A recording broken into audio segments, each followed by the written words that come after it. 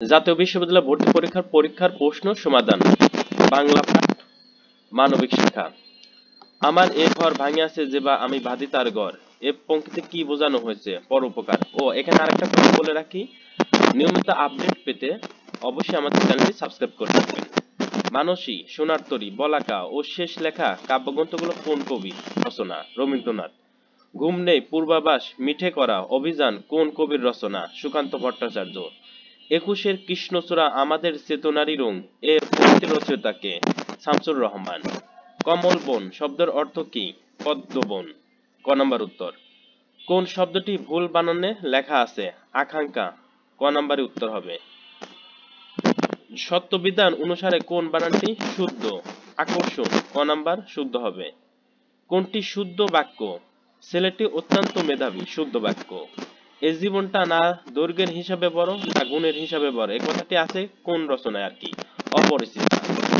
কার জবানিতে raincoat গল্পের অধিকাংশ ঘটনা বিবৃত হয়েছে? নুরুল হুদা। 18 বছর বয়স কি জানে?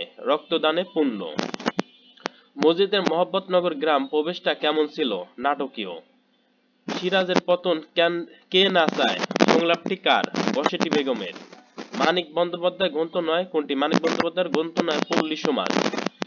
লোভ পরিত্যাগ করো তুমি সুখে থাকবে, বাক্যটি কেমন বাক্য? সরল বাক্য। বুক পোস্ট এর বাংলা পারিভাষিক শব্দ কোনটি? খোলা ডাক।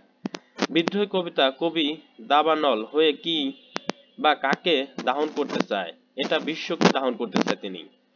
রাজা উজির মারা অর্থ কি? বড় বড় কথা বলা। হনন করতে ইচ্ছুক জিজ্ঞাংসু হবে, এক কথায় এটা জিজ্ঞাংসু।